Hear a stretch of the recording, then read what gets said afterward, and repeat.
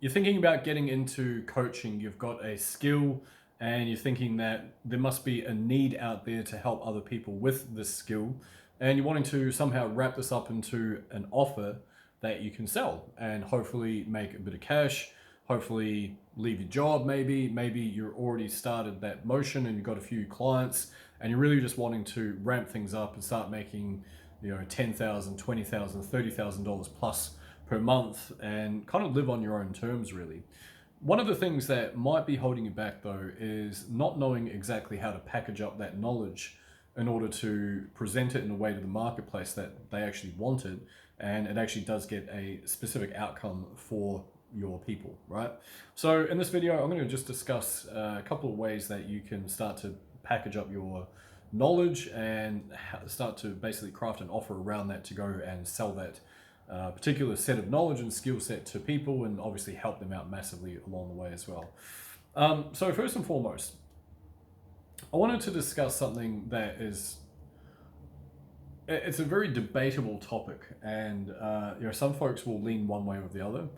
I'm kind of in the middle, but there's this sort of debate around what's best, high ticket or low ticket, or something in between, like a hybrid, or maybe just a sort of a recurring, or like how does that work in terms of a pricing structure.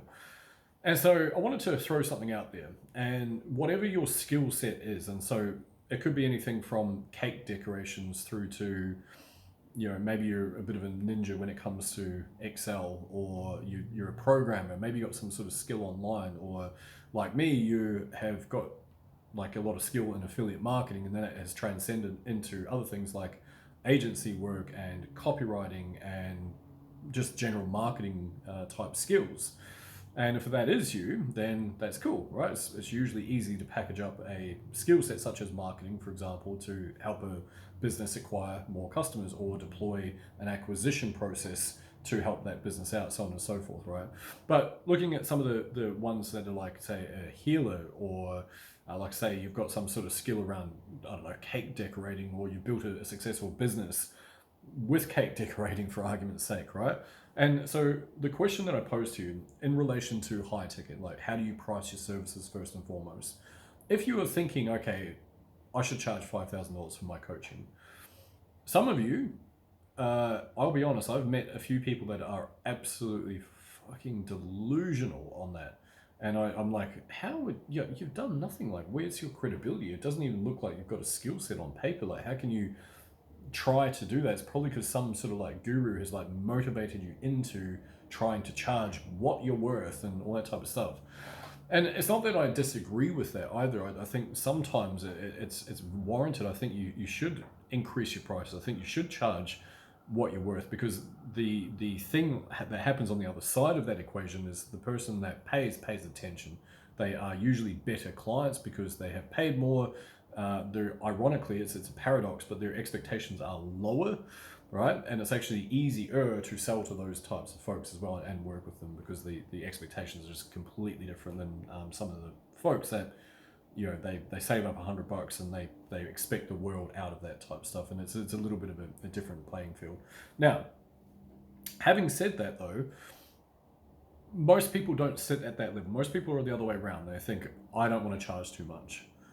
And there's a sort of a backwards approach when it comes to that, because if you think about, let's say, cake decorate, I don't know where I got that one from, but people decorate cakes and it's quite popular these days, right? But say, for example, that is your skill set. You're like, okay, how can I wrap this up into a packageable offer that I can sell and help other people out, and get them to get some awesome results with this stuff.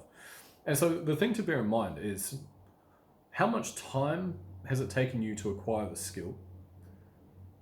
How much energy has it taken you? How much sacrifice has it taken you? How skilled are you in this particular skill set? And perhaps more importantly, what outcome can you help the person on the other side of that equation produce, right? Bearing in mind, they still have to do the work and all that type of stuff, right? Like, that's just the way that it goes. And so with that in mind, if you have something popping up and I'm saying like, hey, you should go and charge $5,000 or $10,000 for coaching, you're like, ooh, that feels a bit weird, like, because you get so nervous, like, oh, am I worth it? What, like, can I do that? Am I skilled enough to do that? Do I have the education? Do I have the pieces of paper behind my name to suggest that I can do the thing? Oh my God. That's very healthy, by the way, and congratulations if you are feeling that. It means you're not delusional. Good on you. But here's the thing, that's the way that you need to frame that, right? You need to think about that in the context of, okay, I help person X achieve an outcome, and it's a specific, very central, specific outcome, right? It's just this thing. They're gonna, in my case, it's like, I'll help you build an online business, and I will help you scale that to $250,000 to $500,000 per year, right? I make no guarantees on that. People jump into my world because they know that I can produce those types of results if they actually bother to do the work, right? So anyway, put that out there. I can't control what people do, whether they're going to work or not, and I refuse to. If people don't want to work, there's a deeper issue at play. Anyways, sidetracking. So that's my outcome, right? So you can imagine that if I can help someone achieve 6 figures online, $100,000 a year, only $100,000 per year, only 20,000, only 50,000, whatever it is it reasonable if I charge $5, or is it more reasonable if I charge 5,000 or 10,000 and beyond to achieve those types of results, right? Bearing in mind that person has to go do the work, etc., right? And so, in your case, I would encourage you to look at everything I just mentioned. So the time it's taken, the energy it's taken, the sacrifices you've made, the skill set that you actually have, and more specific to any of that, the outcome that can help someone produce. Because if you can help them produce an incredible result on the other side of that, that is why people would want to pay, right? That's why people would want to pay. Now, another thing is, there's an old cliche, and it's when people pay, they pay attention. And I found that to be very, very true. Now, what you'll find is if you're charging $5,000, $10,000 plus for your coaching, it's a chunky investment for most people. Let's just throw it out there, right? And what that means is that if people are handing over their hard-earned, and it is a sizable investment for them, then it means that they're going to take you more seriously. They're going to take the information more seriously. They're more likely to do the actual work because there is so much energy that's gone in behind that, so much emotional energy, that's gone in behind the purchase itself. And they usually have lower expectations, like I say. And so it's a better experience, and you end up getting along better with your clients because they're not taking from you, right? They haven't like chipped in like a 5-cent piece and like just want your actual soul. They're not like that. They're actually the opposite way, right? So that's just something to consider. Now, there's no wrong answer, by the way. Like if you were to go, okay, I'm just going to go on a lower ticket thing because I feel a little bit more comfortable, and you might have to cut your teeth with a beta, right? A beta launch price where you charge a little bit less and you don't offer quite as much, or it's like a front end offer that you charge 500 to 2,000 for that is just like keeps you at distance. You might have to do that to cut your teeth. I'm not saying that you just start like, hey, I've got half a skill and I'm going to charge 10 grand for it. Yeah, go me. You maybe like depends on the size of the problem that you're solving as well. Okay, but if you're going to go the other way, you're going to go for the lower ticket. Then my only advice to you is to consider a couple of things. Number one is, are you confident that you can produce volume? Are you confident that you can produce volume? What I mean by that is if you go some sort of coaching or digitized product of some kind, sub $1,000 for argument's sake, and in order to sell it to hit your financial goals, you're going to need a few sales, right? Because there's going to be more. You're going to need more volume, so more buyers basically, and then that means that you need to be able to drive traffic. So are you confident in that? The other thing is that if you're doing it on a one-on-one basis, then you're going to burn yourself out real super quick. So I would strongly encourage you that if you're going to the lower end, address whether it comes from a place of fear because you're too scared to charge high tickets. It is quite frightening the first time you go down that pathway. I will admit that. You kind of like, what if they don't buy? What if they think I'm a fraud? And all these things like play out in your head, right? So you need to establish in your own mind whether you're shying away from that because it's something like that's too scary to do that. I'd rather just charge like 3 cents. And then what happens for so many people when they go down the side, like, oh no, fuck high ticket, no way, no, thank you very much. I want to help more people. So it actually starts. They have to justify their belief, and it's actually a false belief a lot of the time. Not every time, but a lot of the time, because the false belief is that they actually don't feel qualified to charge that, so they have to justify where they're at. Like, no, that's I want to help more people out, but the reality is you're actually going to help more people out by being able to help less people. And I know that is that's a contradiction in terms, isn't it? Okay, I'm going to explain myself now. What I mean by that is, if I work with 10 people and 10 of these people give me $10,000 each, do you think they're going to take it a little bit more serious? Yes, is the answer, right? And do you think that maybe if I set a few KPIs, I say, hey, week 1, this is what we're doing, do you think that they are more likely to rock up to the coaching calls? Yes, is the answer. Do you think they're more likely to deploy the information I give them? Yes, is the answer. Do you think they're more likely to ask those questions that they need to in order to slingshot them to where I want them to go, where they want themselves to go quicker? Yes. And so therefore, all of a sudden, the 10 people that I help, I might be able to get a significant life-changing result for 9 of them, right? The other one, maybe they just decided not to do anything with the information and you can't help humanity. That's just the way that it is, right?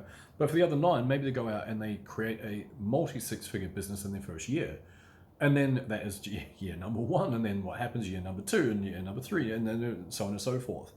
And then that has a deeper impact because they're usually more content within themselves. And then that has a deeper impact because they're better at being a partner, at being a parent. They can provide more for their family.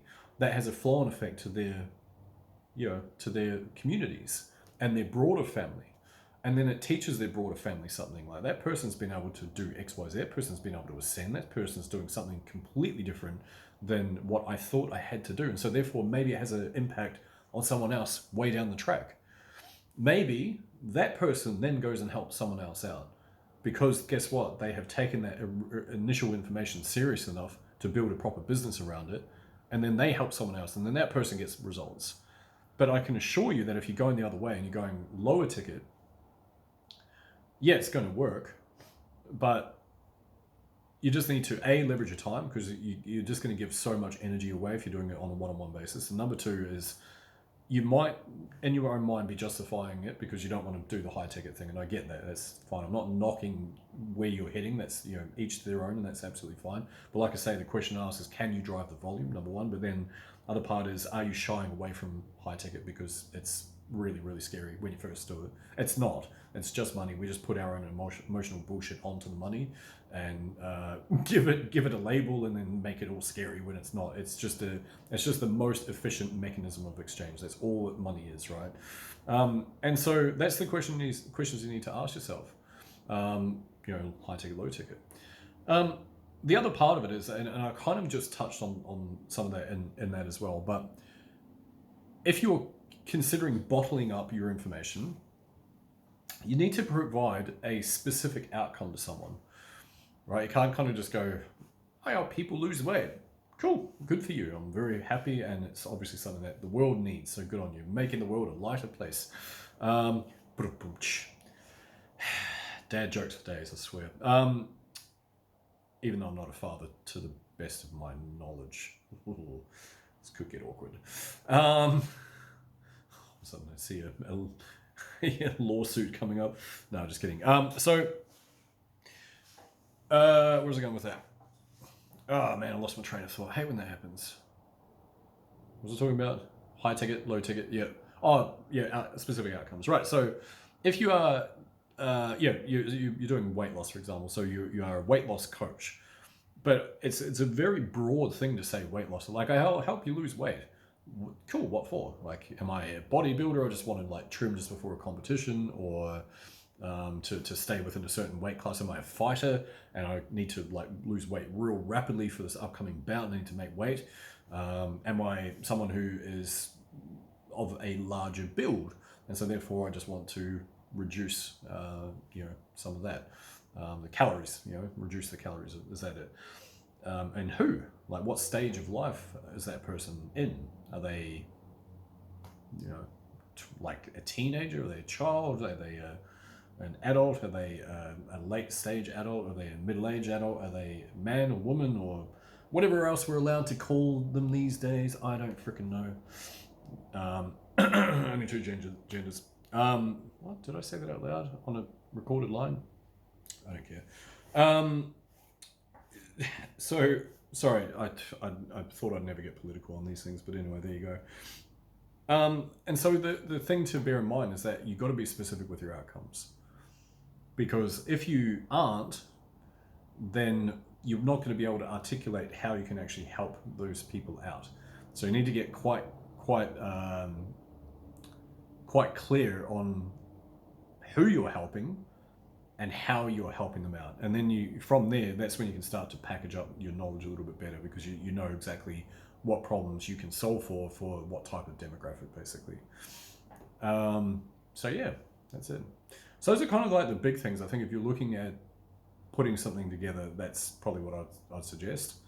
And yeah, it'll just help you avoid so much of the bollocks that's out there, right? If you can address those two things, what's my pricing, how do I package that up, then it's just going to put you in way better stead, basically.